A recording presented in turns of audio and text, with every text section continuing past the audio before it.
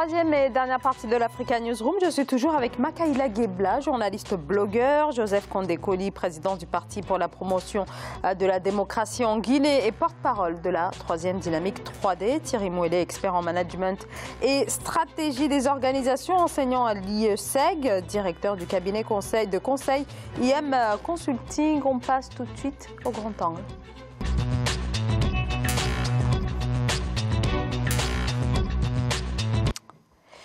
Au moment où s'ouvre le mandat du président égyptien Abdel Fattah al-Sisi à la tête de l'Union africaine, la question de la dépendance financière de l'institution est de nouveau relancée. L'UA demeure dépendante de ses partenaires internationaux et pour parvenir à sortir de cette dépendance, il est question depuis de nombreuses années de la taxe dite Kaberuka, une taxe de 0,2% sur les importations qui permettrait d'assurer l'indépendance financière de l'UA dont plus de 54% du budget 2019 proviendra de donateurs étrangers. Aïssatou Bari.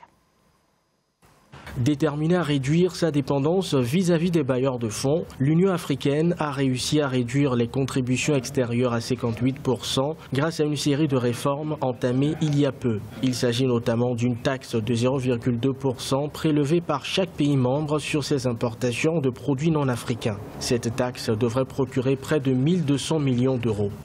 Une organisation capable de prendre des décisions de façon libre et indépendante, du fait qu'il leur faut absolument faire une participation massive qui puisse autonomiser aussi bien l'institution que les décisions qui sortiront. Je crois que les autres dirigeants africains ne sont pas encore conscients.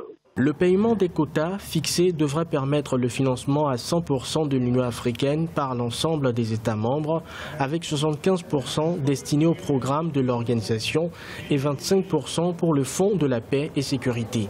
Seulement, la mesure est loin de faire l'unanimité. Je crois qu'à défaut d'avoir une volonté politique à tous les niveaux dans tous les pays, malgré les différences quand même de niveau économique, pour exiger quand même que tout le monde cotise et attend, on peut mettre en branle des règles de bonne conduite. Avec un taux de recouvrement de 30% des cotisations annuelles, des pénalités ont été instaurées aux mauvais payeurs sous forme de taxes supplémentaires, voire une exclusion des plus récalcitrants au sommet et activités de l'Union africaine.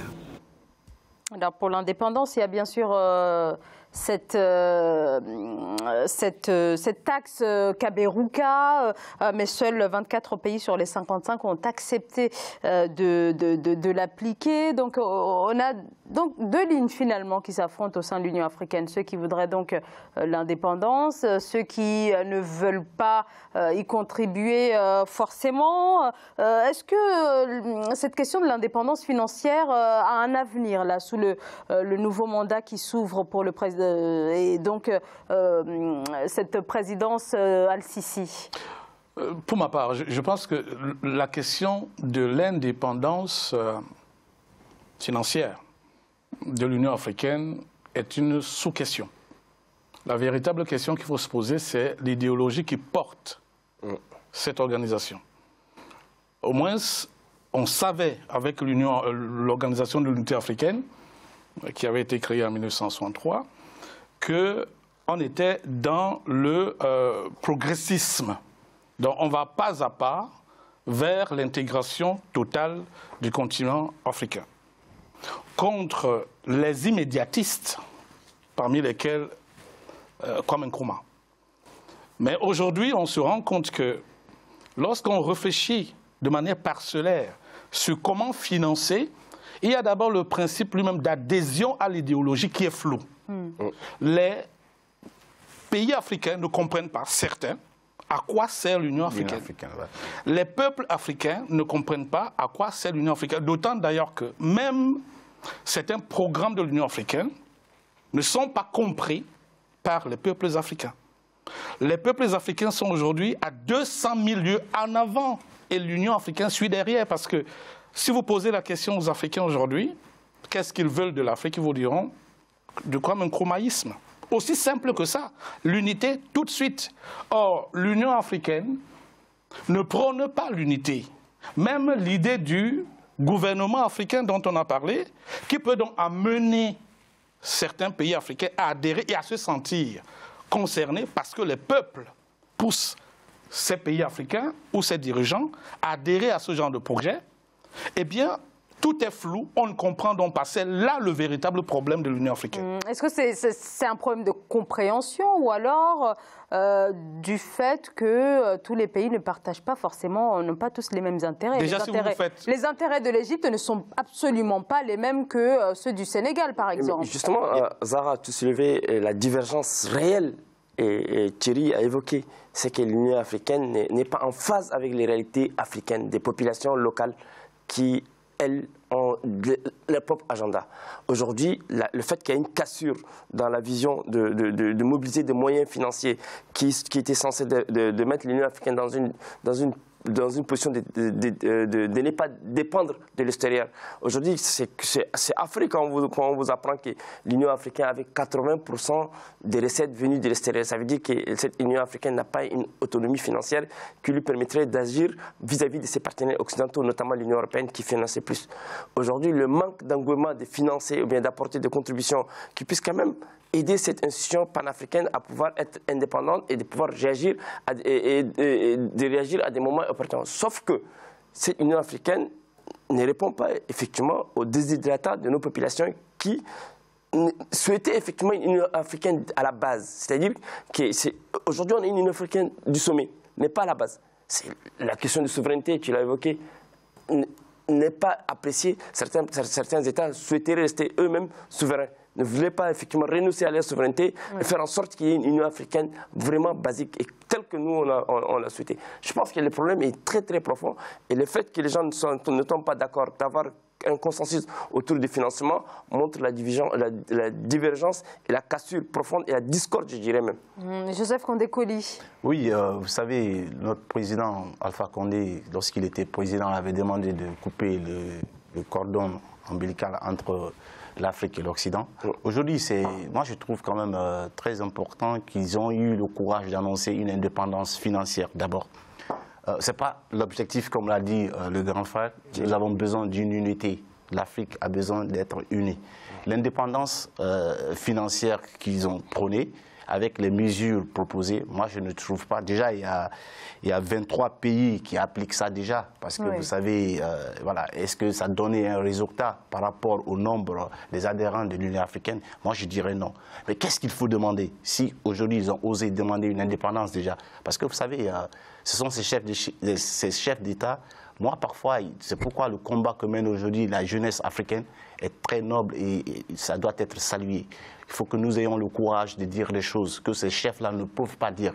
Parce qu'eux-mêmes, ils sont là-bas avec des agendas, on leur surveille, c'est-à-dire on leur dicte ce qu'ils doivent faire. Et si aujourd'hui, ils ont eu le courage de demander une indépendance d'abord financière, nous leur proposons d'industrialiser d'abord l'Afrique.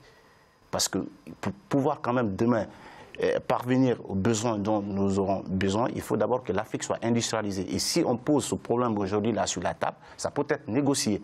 Rien n'est impossible. Il n'y a que des hommes incapables. Et à un moment donné, quand vous vous sentez franchement aisé dans vos démarches, demandez les choses plus importantes pour vos populations qui puissent au moins permettre de faire une ouverture et d'atteindre des objectifs qu'on se fixe.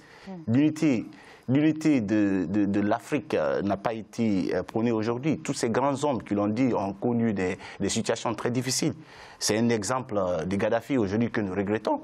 Parce que l'Union africaine était là, ils ont quand même observé le monsieur qui avait pris tout son pouvoir, qui avait pris toutes ses armes pour combattre non seulement l'Occident et toutes ces personnes qui sont contre l'unité de l'Afrique. Ils ont réussi franchement à mettre le monsieur par terre. Et ça, par la complicité de ces chefs d'État qui se trouvent aujourd'hui en réunion pour dire que nous demandons une indépendance financière. Pourtant, donc vous dénoncez un paradoxe entre le fait que tous martèlent la nécessité d'aller vers l'indépendance, mais quand il s'agit d'appliquer concrètement cette taxe, eh bien, il n'y a plus personne. Il faut dire que personne ne se sent concerné en réalité. Voilà. Les États ont leurs agendas particuliers qui sont liés aux problèmes locaux qu'ils ont. Presque toute l'Afrique est en ébullition, l'Afrique noire.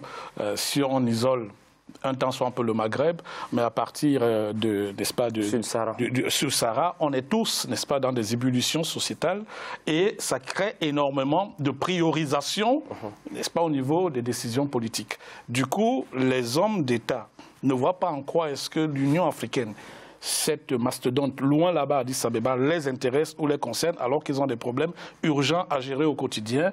Les opposants qui manifestent, les besoins primaires en matière d'eau, d'assainissement, d'électricité, les problèmes de nourriture, les problèmes d'éducation, ils ont des priorités et ce n'est pas aller financer l'Union africaine. Mais sauf que ces priorités nationales, vous dites, oui, absolument. Là aussi, il n'y a pas de réponse. Non, donc, mais comment... Alors c'est justement ça qui fait problème. Il n'y a pas de réponse. Ça n'a pas de fruits. C'est la même situation. Au-delà du fait que les agendas sont parcellaires, presque privés et individualistes au niveau des États africains, surtout au sud du Sahara, et qui ont laissé, je crois, 5 États en réalité, parce que ce que vous entendez, qu'il y a maintenant peut-être 40% de participation des États africains, généralement, ils ont 5 les chiffres divergent d'ailleurs énormément. 42%. Mais il y a deux pays. Il y a 5%. Il y a 5 États qui financent. Il y a l'Égypte, il y a l'Algérie, le Nigeria, l'Afrique du Sud et le Maroc, qui a remplacé la Libye après, n'est-ce pas, la chute de Kadhafi. Voilà les pays qui réellement financent l'Union africaine. Or, si vous avez des personnes qui ne sont pas du continent, qui financent 80%. à 80%, aujourd'hui à 58%, la structure, et qui vous offre même votre siège, parce que 54 pays africains n'ont pas été capables de lever 200 millions de dollars pour construire un édifice A. Il a fallu la Chine. Il a fallu que la Chine offre, n'est-ce pas, ce bâtiment. La question est, qu'est-ce que la Chine a en retour? C'est pour ça qu'après, on a appris que l'Afrique espionne. Donc, toutes les priorisations ou toutes les priorités qu'il y a dans l'agenda, n'est-ce pas, de l'Union africaine, les Chinois ont l'or sur la table. Et du coup, ils peuvent venir négocier pays par pays pour obtenir des marchés. Ce n'est pas pour rien que la Chine a offert un si beau bijou aux Africains. Donc, celui qui finance vos politiques vous dicte ce que vous devez faire. Et c'est pour cela que, jusqu'à présent, les chefs d'État africains ne se mettent pas d'accord, parce que chacun a son agenda et les gens qui financent l'Union africaine ont leur agenda. L'agenda de l'Union africaine ne sera donc pas l'agenda, n'est-ce pas, de l'Union africaine des peuples, mais beaucoup plus l'Union africaine des clubs de chefs d'État. Et ça n'a pas on n'a pas l'impression que ça a l'air de changer pour demain. Et c'est ça qui est regrettable. Alors, les États-Unis ont fortement critiqué cette taxe de 0,2% sur les importations. Et donc, effectivement, vous avez soulevé tout à l'heure la pression étrangère finalement exercée sur les pays africains, sur l'Union africaine. Tout à fait. Les pressions extérieures sont dominantes. C'est ces pressions-là qui créent effectivement des discordes, qui créent le manque de consensus au sein de l'Union africaine. Tout à l'heure, tu évoquais la priorisation des agendas. Nous, les Africains, ont leur agenda. Chaque pays a son agenda. Ce que l'agenda national ne rime pas avec l'agenda continental. L'agenda continental, c'est celui que tu disais tout à l'heure, la taxe proposée par Kobruka, du nom de l'ancien président de la Banque africaine de développement, qui est aujourd'hui conseiller en même temps de la banque et en même temps conseiller au sein de l'Union africaine. Ça dénote clairement le manque de volonté politique de nos États et de nos chefs, de nos dirigeants, notamment d'accorder les violences sur des problèmes quand même cruciaux, les problèmes notamment de la bonne gouvernance, les problèmes de la démocratie, les problèmes effectivement des droits fondamentaux de nos populations. Les gens au niveau d'Addis Abeba occultent complètement et totalement les revendications locales, notamment les besoins fondamentaux, et donc ça pose problème, même à la longue, de l'implosion de l'Union africaine, parce que si on ne s'accorde pas sur les questions de financement de cette institution, ça veut dire que demain, il va y avoir rupture au sein des différents acteurs. Et les principaux contributeurs que tu as cités tout à l'heure, le Maroc, l'Égypte, etc., ils ont leur mot à dire. Si ces principaux contributeurs retirent leur contribution, cela veut dire quoi? Cela veut dire que l'Union africaine pourrait être vraiment dans une situation de banqueroute. Et quand on est dans une situation de banqueroute, ça veut dire qu'on n'est pas à mesure de payer le personnel. Et puis, ça veut dire que chaque État peut effectivement décider de partir. Donc ça veut dire que face aux menaces qui ont été brandites tout à l'heure lors du 32e sommet, ça veut dire qu'on va aller vers une cassure très profonde si on ne fait pas attention. Joseph Kondé-Kolis. Oui, les Américains, ils ont parfaitement raison. Vous savez, l'Afrique, c'est le continent qui consomme le plus les produits finis par le monde. Donc, si on a des mesures qui vont sur les produits qui doivent être importés dans ce continent, ben attendez, et ceux qui produisent ce continent, ceux qui produisent ces produits-là, ceux qui fabriquent ces produits ont aussi leur part d'intervenir. Et puisque on sait que le fait que les Américains ont déjà pris position par rapport à ces mesures, vous allez voir certains chefs d'État qui ont des intérêts particuliers avec voilà, les États-Unis vont se retirer, ils ne vont pas collaborer, ils vont essayer de mettre en nu ces mesures, donc ça n'ira nulle part. Et comme vous savez que c'est une présidence à tour, le monsieur, il va rester à mi-mandat au mois de juin et ce serait fini, on prépare maintenant celui qui viendra après, ce serait un projet déjà dans l'eau. Moi, je prendrais ça dans un autre sens. Hein. Je ne sais pas si vous me permettez, oui, je prendrais ça dans un autre sens parce que les Américains financent l'Union africaine. Mais justement. Avec leur programme United States Agency for International Development, l'USAID. Ils donnent une grande partie, n'est-ce pas, du financement de l'Union africaine vient des États-Unis. Donc ça peut être un problème pour les États-Unis aussi de savoir que l'Union africaine peut s'auto-financer. Donc les 0,2% pour les taxes d'importation sur d'autres continents, parce que c'est l'importation sur d'autres continents qui sont taxés à 2%, on prélève. Au profit de l'Afrique. On prélève, c'est les ministres des Finances à l'intérieur des États qui prélèvent de 0,2% de ce qu'on perçoit des importations, ce qu'on paye, n'est-ce pas, en termes d'importation, pour pouvoir alimenter la cagnotte de l'Union africaine. Mais ça peut ne pas plaire aux Américains, puisqu'on aimerait bien que nous restions dans la dépendance. Voilà, et l'Union européenne aujourd'hui aussi, parce que n'oubliez pas, on va même jusqu'aux opérations de maintien de la paix, qui sont généralement financées entièrement par les États-Unis et une partie de l'Allemagne, une partie de l'Union européenne. Donc l'Allemagne contribue 2 fois. Une fois en Union européenne, une fois en Allemagne. Vous voyez que c'est des dépendances, donc les politiques ne peuvent pas être des politiques orientées Afrique, mais beaucoup plus pour satisfaire les bailleurs de fonds. Eh bien, merci beaucoup à tous les trois. Alors, un mot avant de nous quitter. Africa 24, vous le savez, à 10 ans cette année, 10 ans d'une couverture de l'actualité, bien sûr, sur toute l'étendue du continent africain. Africa 24, ce sont des journalistes de toute nationalité qui rendent compte chaque jour des réalités du continent. Africa 24, une véritable aventure commencée en 2009 et qui est amenée, bien entendu, à se poursuivre et bien plus encore. Africa 24, c'est aussi une histoire avec vous, chers téléspectateurs, et nous vous remercions, bien entendu, de votre fidélité. À l'occasion donc de cet anniversaire, nous allons vous faire vivre toute cette semaine, à partir de